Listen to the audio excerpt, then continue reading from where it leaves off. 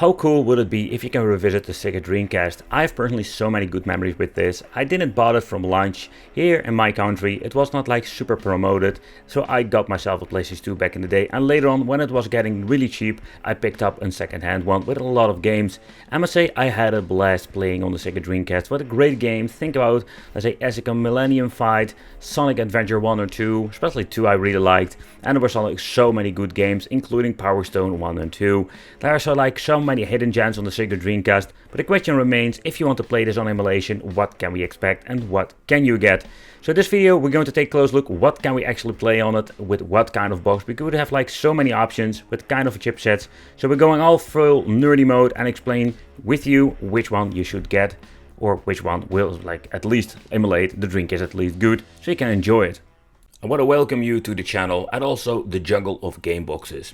In this video I'm going to focus particularly on a certain platform for emulation. So when it comes to game box, there are so many versions out there, but basically there are only a couple of them or a handful that are quite good when it comes to emulation.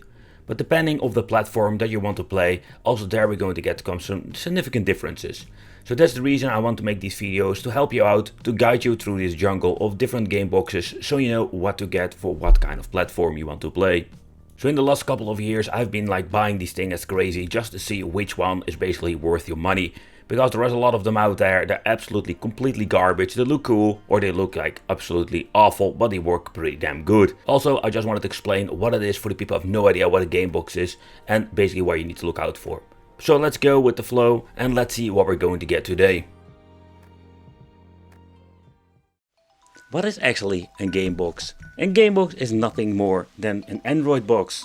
And for the people who are thinking, what is an Android box? An Android box is basically like a PCB inside a case that runs on Android. Android is an operating system that gives you the possibility to basically watch some Netflix and do all kinds of cool stuff with it. So nevertheless, just what you're going to get is actually an Android box that they have modified in some kind of a way. We're also going to talk about in this video about the modification, because they did some interesting things lately. So basically an Android box is the similar thing that you can find in your smart TV.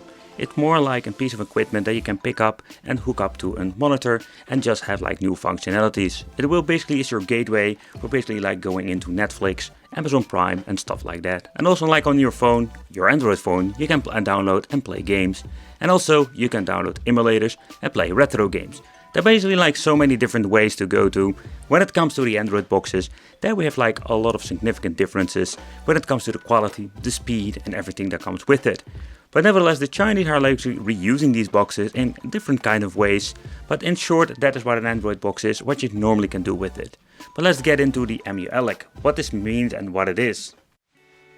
But okay, so you can just make it yourself. Yeah, so if you're having an Android box and you're just having the software on an SD card, you can just pop it in and you just have yourself the same result. Of course, when it comes to a ready-to-go plug-and-play kit from, let's say, AliExpress, where you can find them, the thing is you will have a complete kit, so that will contain the Android box, the controllers and the SD card. The only unfortunate thing is with these ready-to-go kits that it's going to be a gamble if you're going to get yourself a good controller. They're 2.4 GHz wireless working on 2 AAA batteries.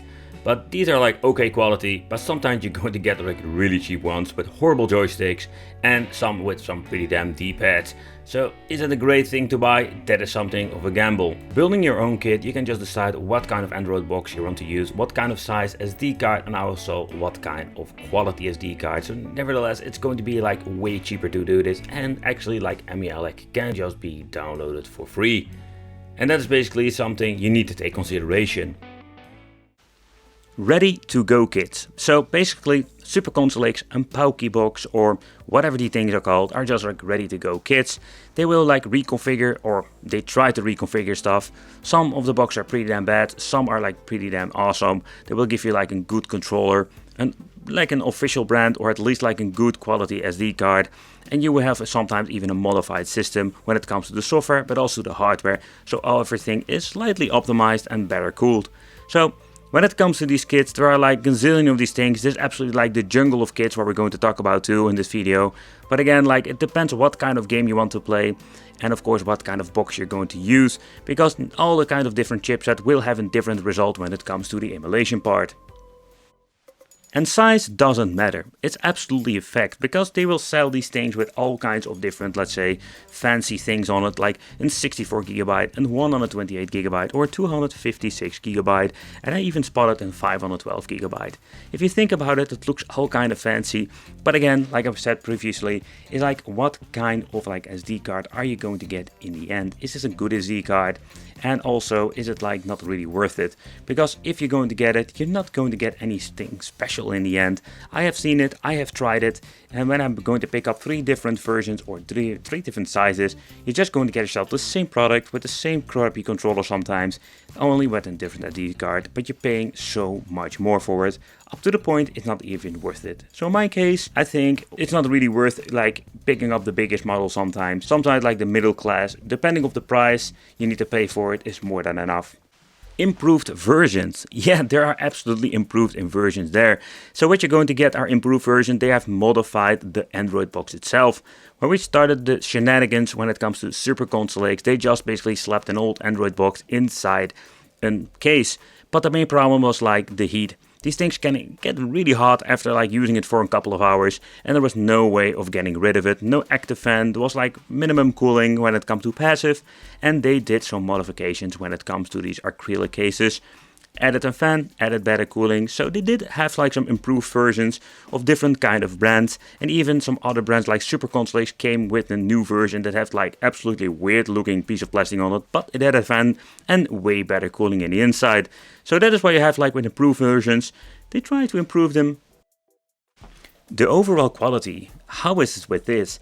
Depending on what you're going to buy. Already mentioned before, they did some modification versions because like the original Super Console X had some problems with heat and of course some other issues too. Also the SD cards, I think the biggest problem basically we're facing is like the heat issue, what I mentioned before, but also the cheap chemical controllers and the crappy SD cards you're using. In the beginning they used SanDisk, or I think they were SanDisk.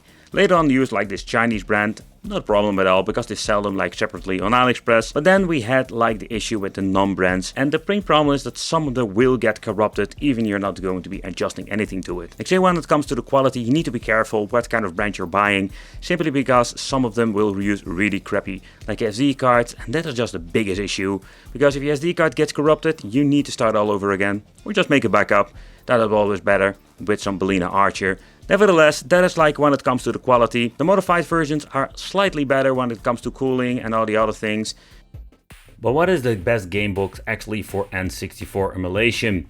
There it's going to be quite tricky, because we have like all those boxes, but when it comes to the performance we do get like a mix. So we have like the cheap boxes with the S905, then we have like the box with the S905X3, and all of these boxes will have the option to play N64, but the results are completely different from each other. And don't forget about the GT King. That is absolutely the king when it comes to the emulation boxes at this moment. We have like some different versions, we're also going to talk about that.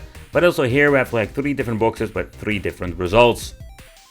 So let's talk about the chip versions and what is basically like in the end when it comes to emulation performance. The first one we're going to talk about is the S905 series. They have all kinds of versions, but we just wanted to show you the improved edition. And yeah, what can we do with it and what are we going to get? But how does it work out with this cheaper S905 X model? So we have the possibility to actually play some Sega Dreamcast, but there are some downsides, because this thing running on some old school tech, only having 1GB of RAM. The downside is that we have like only the option to play native resolution when it comes to Sega Dreamcast emulation. And how does it translate in gaming itself? So 2-dimensional games will work, but will have some glitches. For example, with some Marvel's Capcom, you will find stages that have like a shitload of glitching, and you don't find that like a very stable FPS sometimes. And that is the thing that you can expect when it comes to 2-dimensional games.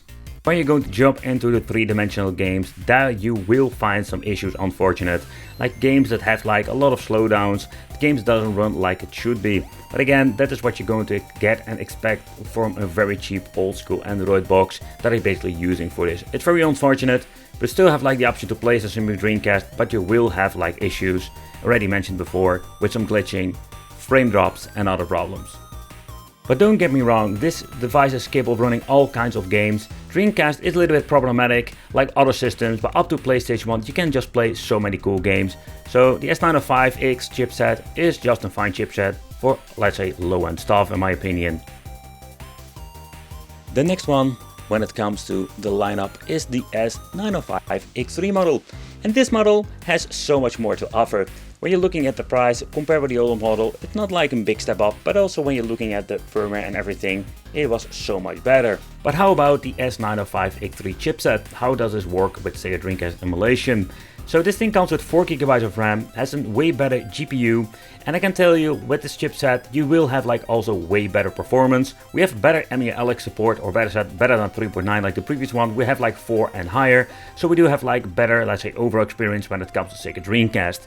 I would not expect like super high resolutions with this chip, but on the native resolution you will have so much better, let's say, port. You don't have like a lot of glitches or none at all. Then we have like better support for 2-dimensional games, and if you're going to look into the 3-dimensional games, then we're gonna go into so much more like performance, and everything runs so much better. I think like when it comes to the value of this box, when you're looking at the price, I think it's more absolutely like the middle road when you're looking into the performance, and this thing is absolutely great for Dreamcast performance. If you don't want to have like high-end like full HD or 4K, let's say, resolution upscaling, stuff like that, just enjoy some Dreamcast. With 2-dimensional and 3-dimensional games, you will have like a lot of great time with it, because it does have like a very stable FPS.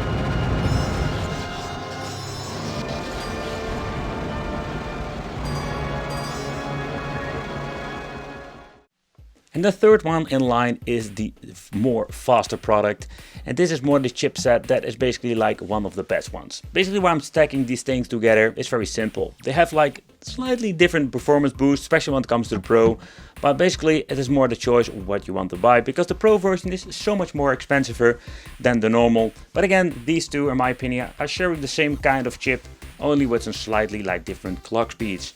But again, when it comes to emulation performance, we don't see like a big significant jump up. But when you're looking at the X3 to the X922, there we're going to get like a very nice boost. But is it worth the money?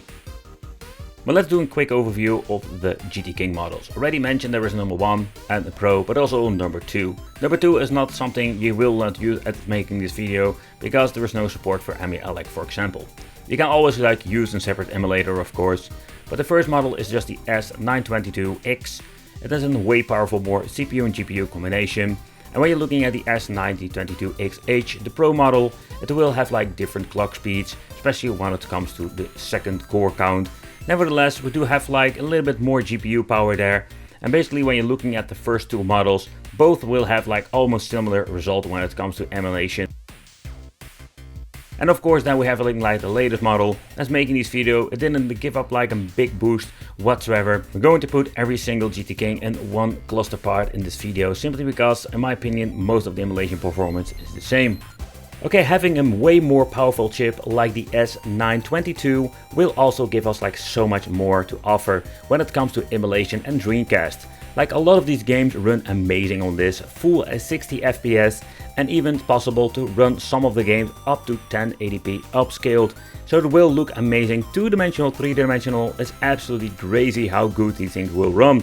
Of course, yeah, I need to point out, depending on what kind of emulator you're using on the back end, I'm a big fan of Redrian emulator because it runs so many games, very stable, and of course you can even upscale it. Take consideration, if you're going to buy the Android version, you can have only option to upscale to 1080p and 4K, for example. Take consideration the 922X.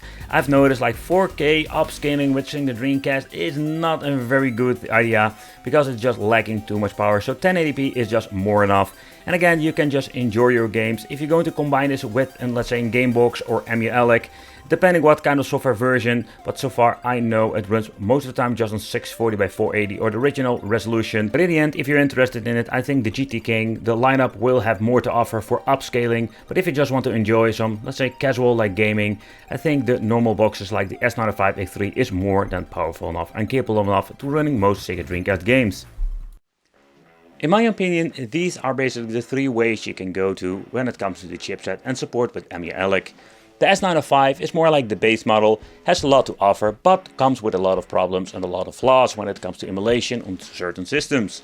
Then we have like the S905X3. This device has just like new options, new kind of a firmware possibilities, and again it's just a step up.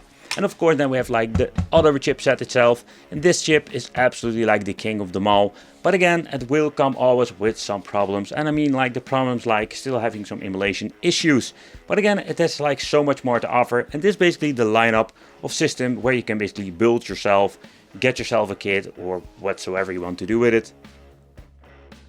My personal favorite is the S905X3 because it's just a very nice priced piece of equipment and you can play a lot of games on native resolution. Let me know in the comments which one do you prefer. Do you want to have like some upscaling? Then you need to have like a GT King up to 1080p. Thank you for watching. Let me know in the comments if you have any questions. It would be great to see you in the next video, so consider subscribing, hit the little bell, and yeah, just would be cool to see you in the next video.